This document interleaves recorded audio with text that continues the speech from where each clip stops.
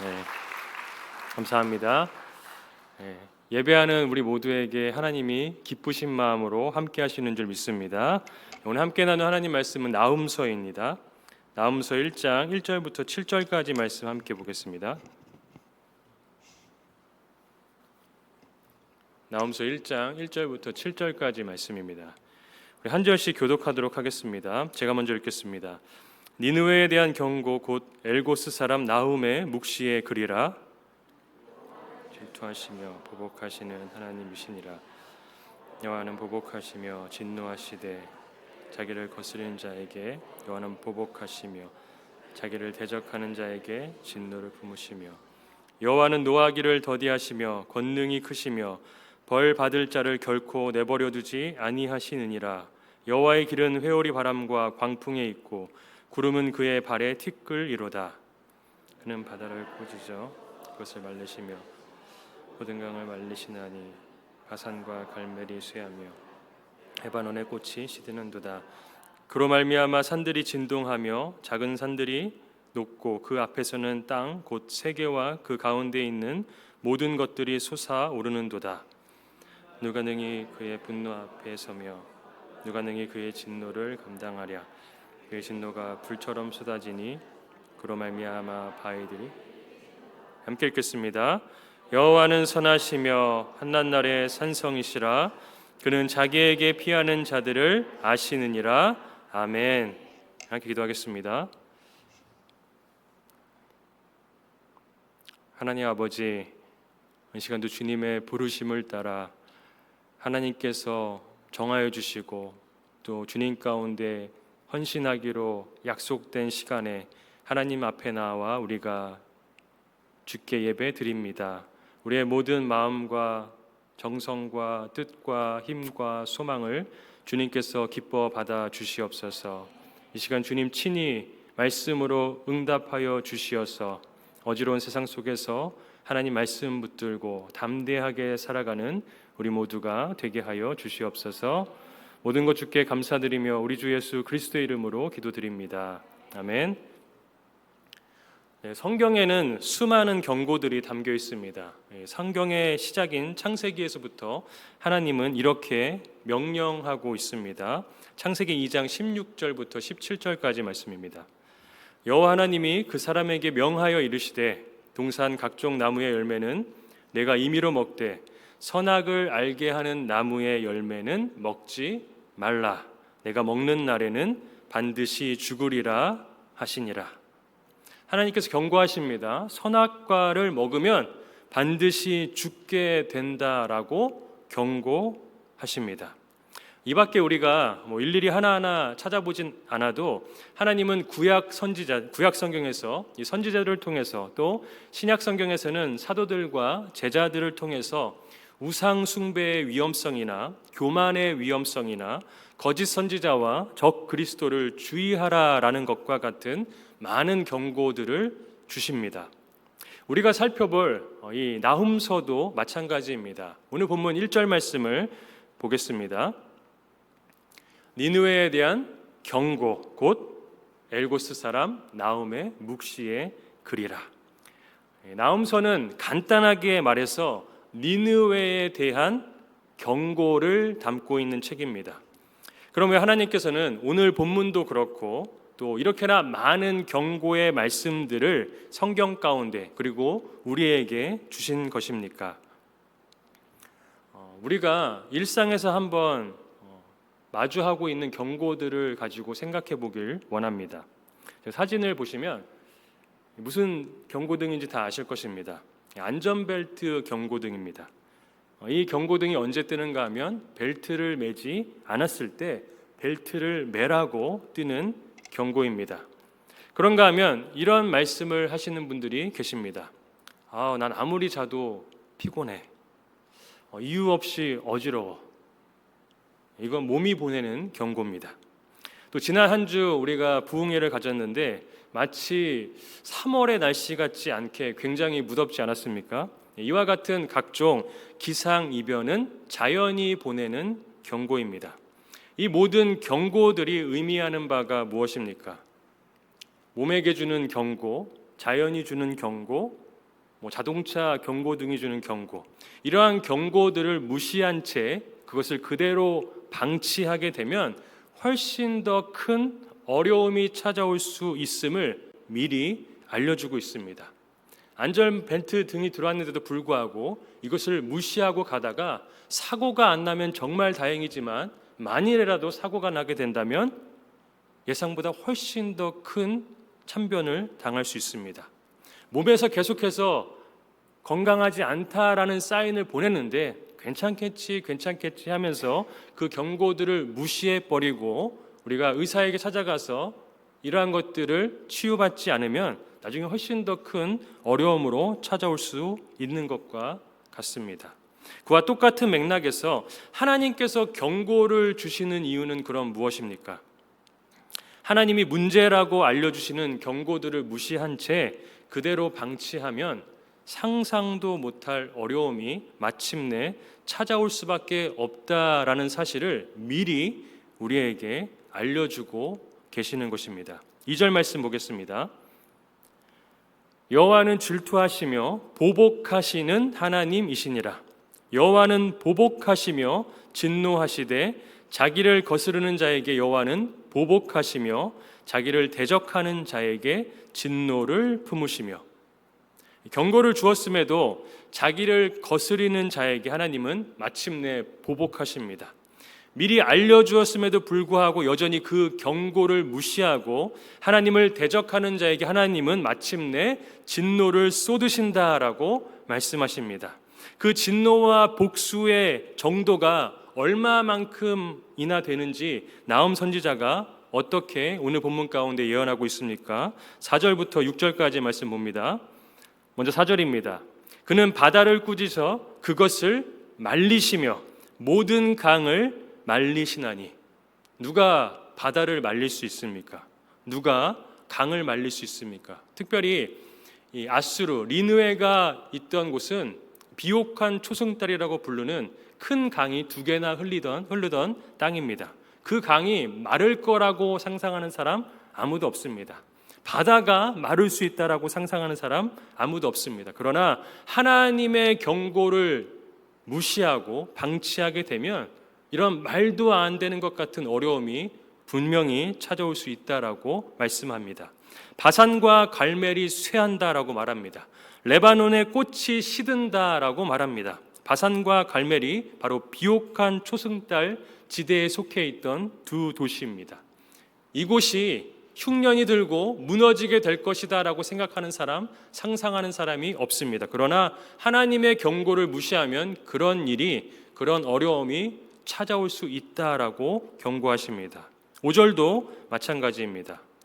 그로 말미암아 산들이 진동하며 작은 산들이 녹고 그 앞에서는 땅 곧 세계와 그 가운데에 있는 모든 것들이 솟아오르는도다.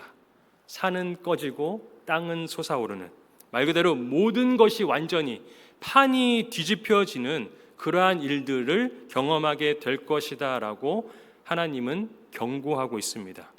그리고 실제로 이 니느웨, 이 아수르라는 나라는 이후에 바벨론이라는 나라에 의해서 완전하게 멸망하게 됩니다.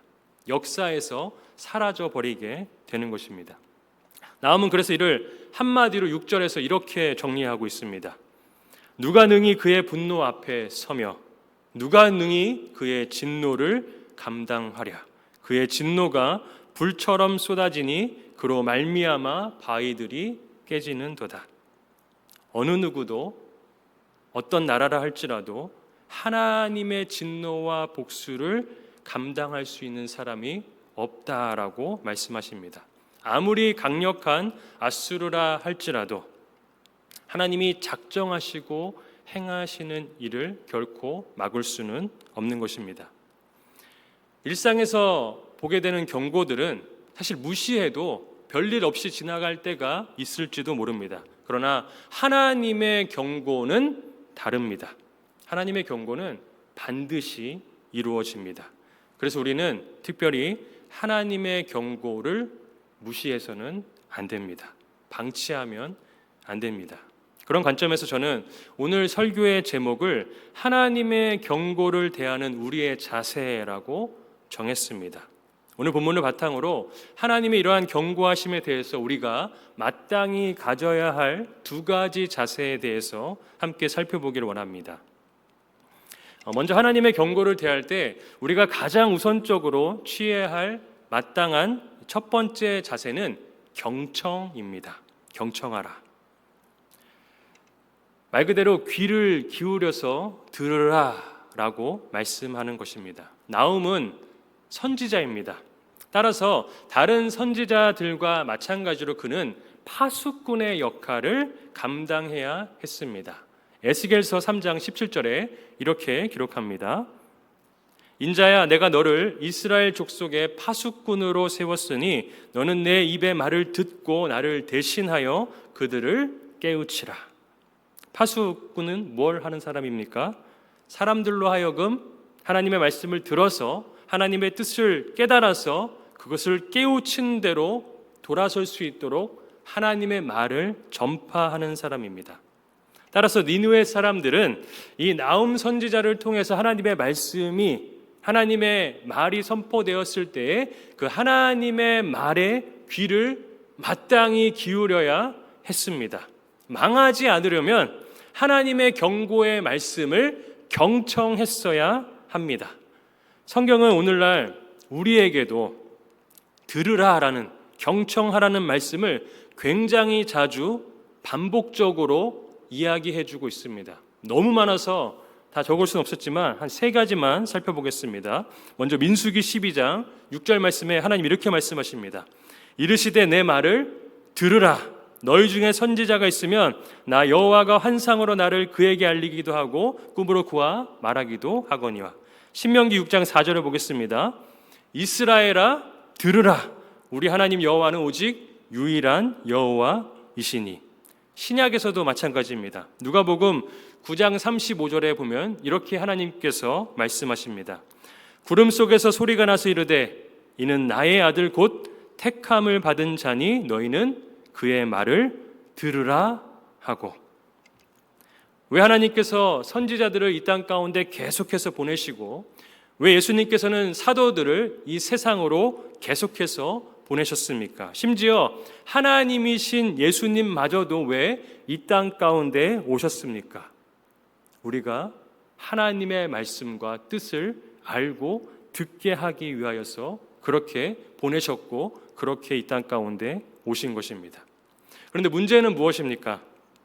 하나님의 이 경고의 메시지를 사람들은 들을 준비가 전혀 되어 있지 못하다는 것입니다.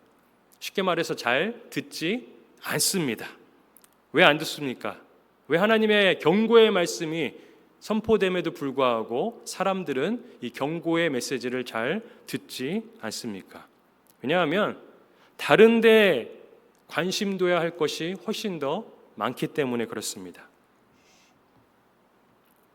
제가 경청이라는 이 단어를 찾아보면서 한자로 들을 청자가 굉장히 흥미롭다라는 사실을 알게 되었습니다. 화면을 보시면 이게 들을 청자인데 이 앞에 핑크색으로 보이시죠? 핑크색으로 표시한 게 귀이자입니다. 아시죠? 네, 귀이자. 근데 보시면 옆에 보시면 눈 목자가 가로로 눕혀져 있습니다. 그리고 그 밑에 무엇이 있습니까? 마음 심자가 있습니다. 듣는다는 것은 그냥 귀로만 듣는 것이 아니다라는 것입니다. 진짜 경청한다는 것은 무엇입니까? 위에 보시면 노란색으로 10번, 10개의 눈으로 주목하고 하나된 마음으로 전하는 사람과 하나된 마음으로 그것을 듣는 것이 진짜 듣는 것이다 라는 것입니다. 듣는다는 것은 그냥 우리의 귀만 열어두고 마음과 생각은 다른 데 두는 것이 아니라 듣는다는 것은 우리의 귀와 우리의 눈이 그리고 우리의 마음이 말씀하시는 하나님을 주목하고 하나님께 마음을 두는 것입니다. 내 마음을 내려놓고 나의 마음을 하나님의 마음과 맞추는 것이 진짜 경청하는 것입니다. 내 눈이 다른 것을 바라보면서 하나님을 쳐다보지 않는 것이 경청하는 것이 아닙니다. 나의 눈도 하나님께 두고 나의 마음을 하나님께 맞추는 것, 이것이 경청하는 것입니다.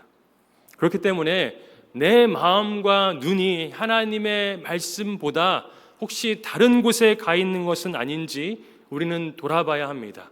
사실상 다른 데 눈을 둘 것이 훨씬 더 많기 때문에, 마음 써야 할 일들이 훨씬 더 많기 때문에 우리는 하나님의 경고의 말씀을 경청하기가 어렵습니다.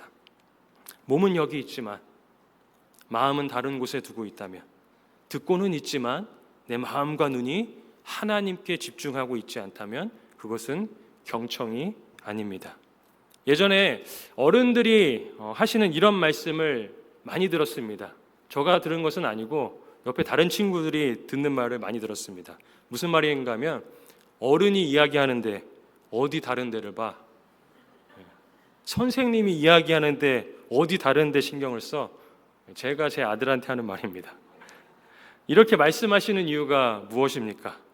말하는 대상을 주목하지 않고 신경 쓰지 않는 것이 곧 상대에 대한 존경을 거두는 것과 동일하게 느꼈기 때문에 그렇게 어른들께서 말씀하셨던 것입니다. 우리는 전능하신 하나님을 존경합니까? 세상은 하나님의 권위를 잘 인정하지 않습니다. 세상은 성경도 권위 없는 한 권의 책에 불과하다라고 말합니다. 그럼 우리는 어떻습니까? 나는 어떻습니까? 말라기 1장에 하나님께서 이렇게 말씀하십니다. 내 이름을 멸시하는 제사장들아, 나 만군의 여호와가 너에게 이르기를, 아들은 그 아버지를, 종은 그 주인을 공경하나니 내가 아버지일진데 나를 공경함이 어디 있느냐? 내가 주인일진데 나를 두려워함이 어디 있느냐? 이스라엘 백성들은 하나님이 선택한 백성입니다. 그리고 그들은 누구보다도 하나님의 살아계심과 역사하심을 모르던 사람들이 아닙니다. 그런데도 불구하고 어떻게 한 것입니까? 하나님을 존경하지도 않고 공경하지도 않았습니다. 왜 그렇습니까?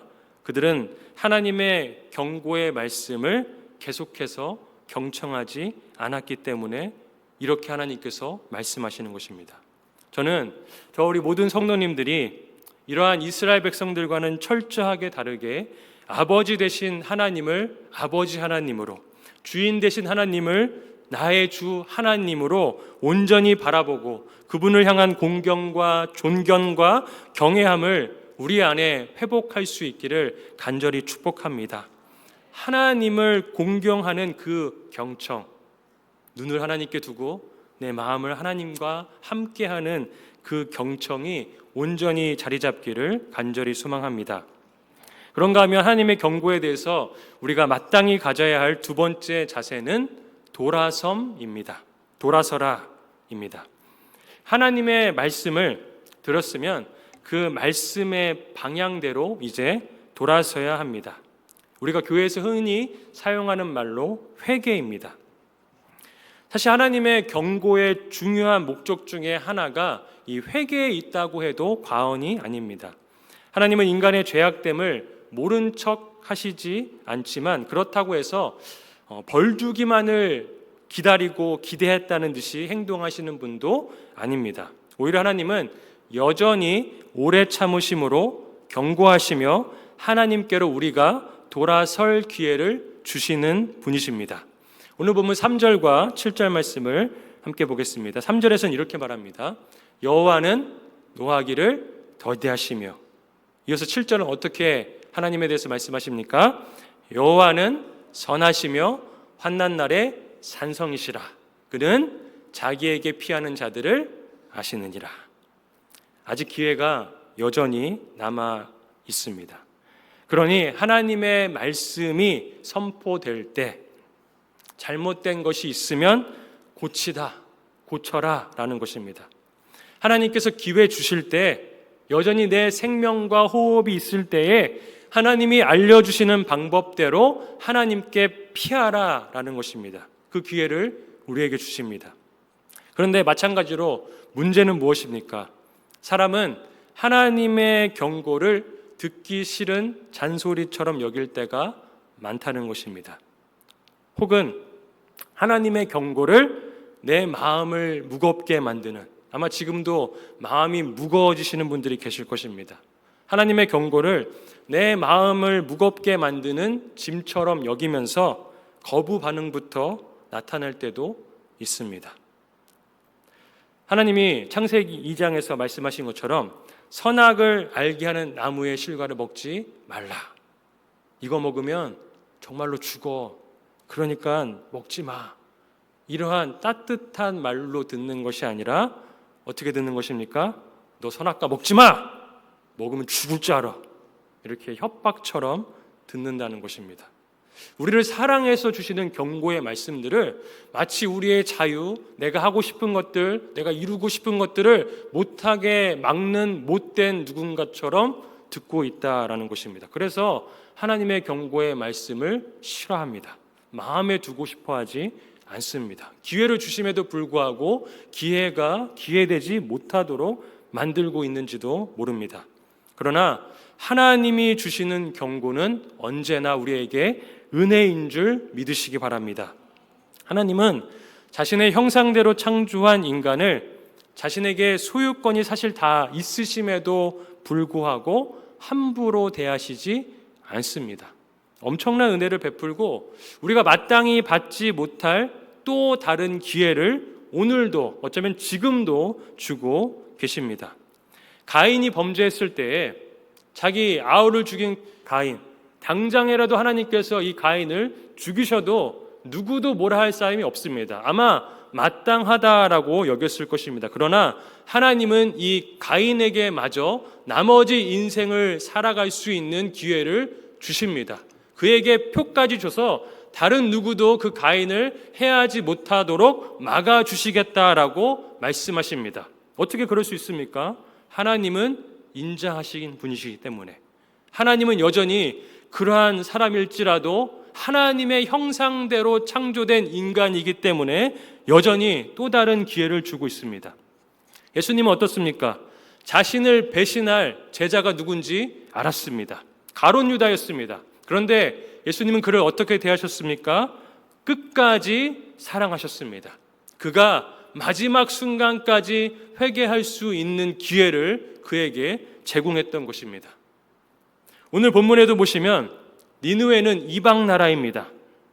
이방 나라에게 하나님께서 아무런 마음을 주시지 않아도 아마 이스라엘 백성들은 당연하다라고 여겼을 것입니다. 이미 죄악으로 가득한 그 이방 나라가 무너지는 것에 대해서 누구도 뭐라고 할 사람이 없었을 것입니다. 그러나 하나님은 어떻게 하십니까? 이 이방 나라인 아수르, 니느웨에게도 또다시 기회를 주고 계십니다. 더더군다나 사실 이 니느웨가 어떤 곳입니까? 그들은 이 나훔서가 쓰여지기 이전 대략 한 100여 년 전에 요나 선지자를 통해서 하나님의 경고의 말씀을 들었던 적이 있던 민족입니다. 그때 그들은 왕을 비롯해서 심지어 가축에 이르기까지 요나 선지자의 말씀을 듣고 금식을 선포하며 돌아서기로 작정했고 하나님의 놀라우신 은혜의 축복 가운데 들어갈 수 있었습니다. 그런데 이들은 그것을 잊어버린 것입니다. 그러면 은혜를 줬는데도 불구하고, 그리고 이렇게 강대국이 되었으면 하나님께 감사하면서 이제는 똑바로 살아야 할 텐데 이들은 어떻게 된 겁니까? 그 모든 것을 잊어버리고 또다시 하나님의 심판대 앞에 서는 자리까지 떨어지게 된 것입니다. 그러면 하나님께서 이미 한 번 기회 줬었으니까 이번에는 또 다른 찬스 없이 완전히 무너뜨려도 할 말이 없을 텐데 이번에도 하나님은 경고의 말씀을 통해서 돌아올 수 있는 기회를 주고 계신 것입니다. 하나님은 오늘 우리에게도 성경을 통해서, 오늘 말씀을 통해서 우리 각자가 누군가한테 말할 수는 없지만, 그리고 내가 인식하고 있지도 못하는 그 죄의 모습을 드러내시사 하나님께서 원하시고 기뻐하시는 길 가운데로 돌이킬 수 있는 기회를 주시는 줄로 믿습니다. 하나님은 우리에게 그런 무엇으로부터 돌아서라라고 말씀하십니까? 많은 말씀들이 있지만 디모데후서 3장 1절부터의 말씀을 보겠습니다.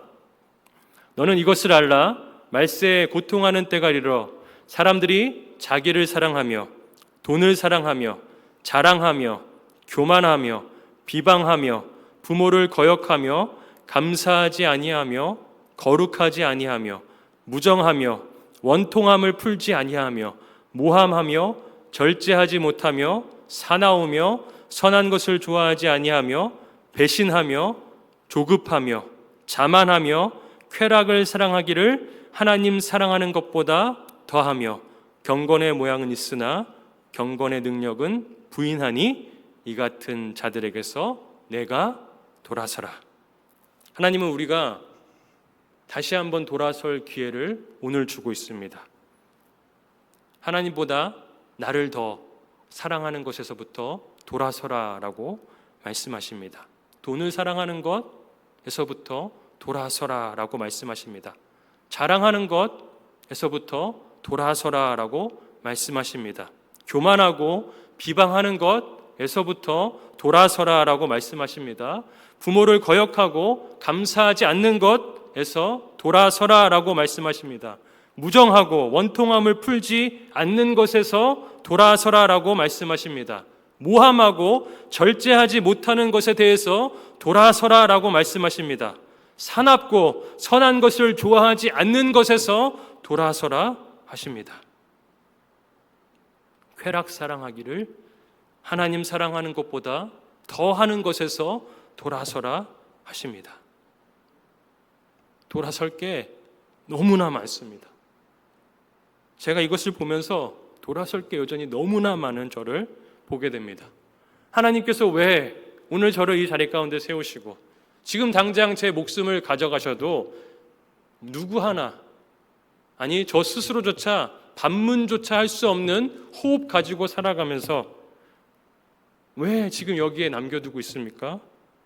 하나님은 이 모든 것들로부터 돌아서서 하나님께서 원하시는 참된 평강 가운데 사는 것이 얼마나 기쁜지 제가 좀 알기를 원한다라고 믿습니다. 세상을 살면 자기를 사랑하게 됩니다. 돈을 사랑하게 되고 때때로 교만하게 되고 자랑하게 됩니다. 그런 마음이 들 때마다 돌아서야지. 이거 내려놔야지.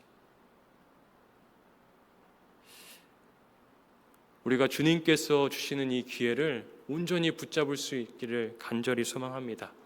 하나님께서 오늘 이 자리 가운데 우리를 부르신 이유, 이렇게 완벽하게 살라고가 아니라 하나님 원하시는 그 모습으로 자라가기를 원하는 것입니다. 우리가 완전히 주님 닮은 모습까지는 나아갈 수 없을지 모르지만 그냥 어린아이의 신앙의 수준에 머물러서 그냥 그 자리에 머물고 있는 모습을 아버지 되신 하나님께서 기뻐하지 않습니다. 우리가 여기 보면은 오렌지 나무도 있고 레몬 나무도 있고 엄청 잘 자라지 않습니까?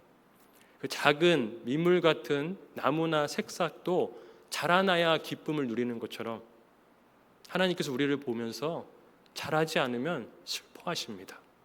죄 가운데 빠져서 죄의 가시덤불에 막혀서 자라나지 않으면 하나님께서 슬퍼하십니다. 하나님은 하나님이 아파서 하나님께로부터 난 자들이 예수님을 닮아 날마다 성장해 가기를 원하십니다. 그러기 위해서 오늘 우리에게 주신 이 기회, 하나님 말씀 선포될 때에 하나님의 말씀을 따라 우리의 삶의 방향을 바꿔 하나님께서 기뻐하시는 자로 자라가는 저 우리 모든 성도님들 될 수 있기를 주님의 이름으로 축복합니다. 말씀을 마무리하면서 제 자신을 돌아볼 때 저는 하나님의 그 크신 은혜, 예수 그리스도의 사랑을 받았음에도 불구하고 넘어질 수밖에 없는 존재구나라는 사실을 오늘도 깨닫습니다.